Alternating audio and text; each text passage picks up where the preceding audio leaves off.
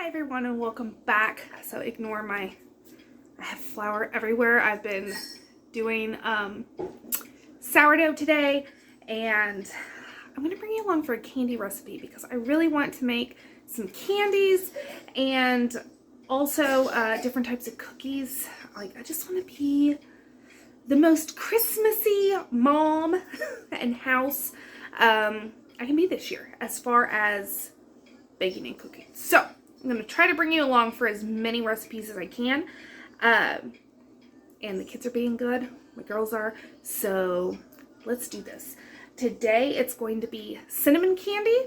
So I hope you stick around, and it's a delicious and super easy candy recipe. Alrighty, so the first tip I can give you guys when it comes to candy making is have everything ready before you even start.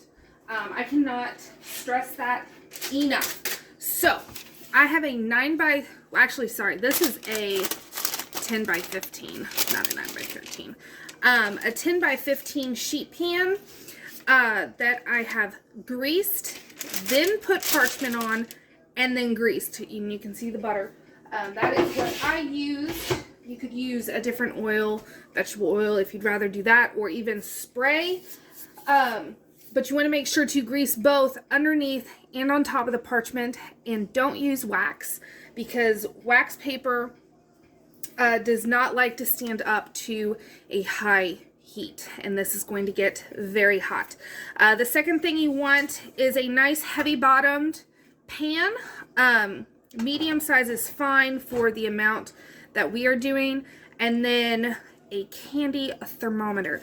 Okay, so this actually only takes a couple ingredients. It's super easy. You can omit the food coloring if you want. I am only using the food coloring because I actually have the food coloring. So you'll need corn syrup, sugar, water, cinnamon, the cinnamon oil, which I will show you what that looks like. So it is this. You can get it right now. They pretty much have it all over the grocery, like on end caps, in the cooking section, in the holiday section, or you can go to where they have like the fondant and the specialty stuff in the party area, and you'll find cinnamon oil there as well. So we're gonna put our heat on medium, and then we can go ahead and add the ingredients. I am also, another tip, use a wooden spoon, just because it's going to get to such a high heat that you really don't want to have anything plastic in it. I'm going to get a longer spoon, but for right now this will do. So you want a cup of water, a 1/4 cup of light corn syrup. Now I know mine is not light. My light corn syrup is hiding from me, so we are using dark corn syrup, or I am. The only thing that's going to change, it's going to be a little different flavor, because dark corn syrup is made essentially with, like, you can make your own dark corn syrup with brown sugar, light corn syrup with white sugar. It's just going to have a little bit of a different flavor. It's okay. We're coloring it anyway, and I'm using what I have. I'm not going to go to the store just to buy light corn syrup.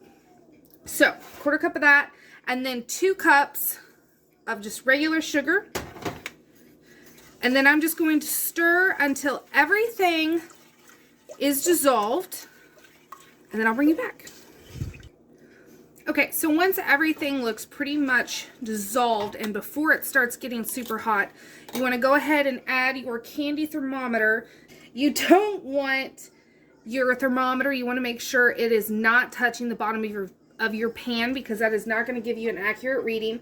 Mine is just hovering under the surface, which is perfect.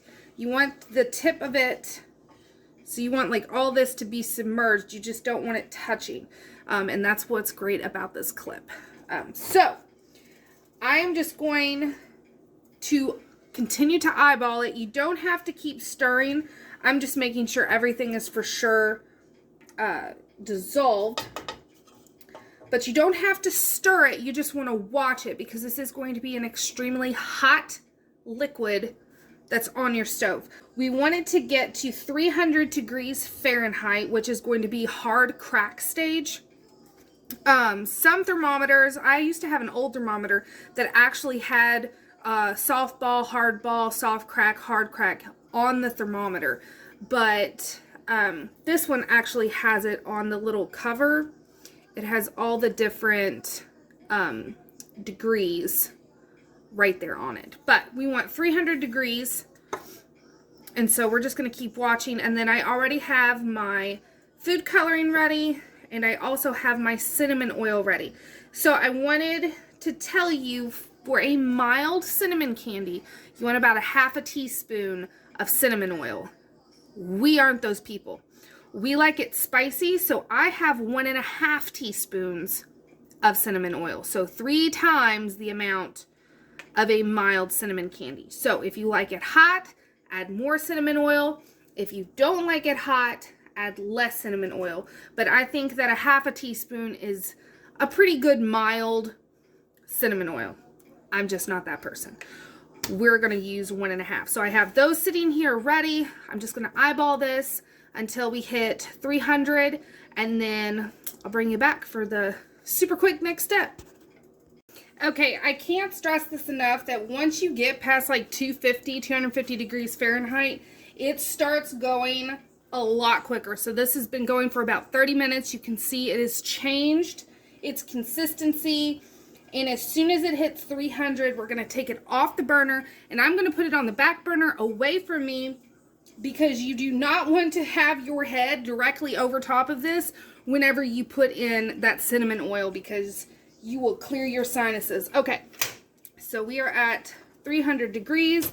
Now this is very hot, so do not put it in your sink where there could be cold water. You definitely do not want to do that because you will break it. So now you want to add about a half a teaspoon of your food coloring. I am just eyeballing. And then your cinnamon oil. And then give it a quick stir. And you can see, even from back here, you can smell it. But you definitely don't want to be in direct line of that steam. Oh, it smells so good.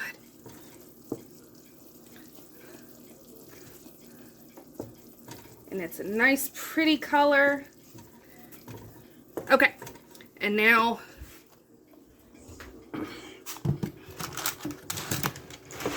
take you right here, move that, and then very carefully pour your mixture onto your greased pan.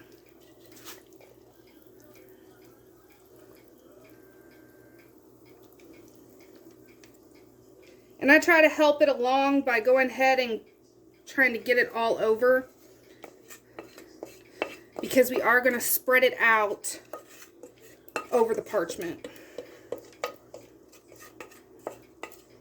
And you want to work quickly because it's going to start setting up on you, especially if your house is cooler like mine is. And remember, I'm using a 10 by 15, so mine is going to look a lot thinner than if you're using a 9 by 13. So just keep that in mind as well. But I'm just going to try to get it as even as possible. And I don't care if it's not perfect. That doesn't bother me. I just want it even so that everything will cool at about the same time. And I'm actually going to let this cool on my stove because the pan is so hot. So this is going to cool at room temperature for about 4 hours. This may be a little less time just because it is thinner. But if you have a 9 by 13, you're going to have a thicker candy. So it's going to take longer to cool all the way through. You just want to make sure it's completely cooled. And we'll see you in a few hours. Okay, so once it's gone for its allotted amount of time, You want to take some powdered sugar and sprinkle it all over the top. There's no rhyme or reason to it. I just make sure to cover it. Not a lot, obviously. But it's going to help it to where it's not going to stick together once you put it in bags. And then you just want to take a sharp knife. And we're just going to start stabbing it. And breaking it up into pieces.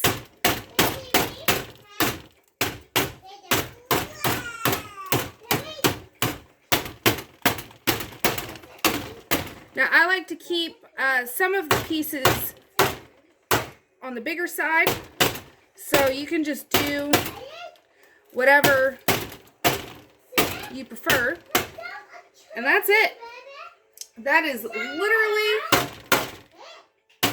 all there is to it. Now, these can be stored in Ziploc bags, and you can give them away as gifts or eat them for yourself. These are going to go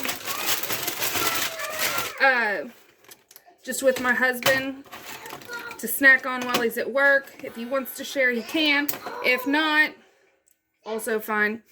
But mine are on the thinner side, and that's because of me using a larger pan, which is fine by me. It makes no difference. Let me get a small piece, and I'll give it a little taste for you. That is perfect. It is the perfect amount of spice. It's not too spicy. It's not super hot. I could make it go hotter, but this is a really nice heat. A really nice heat.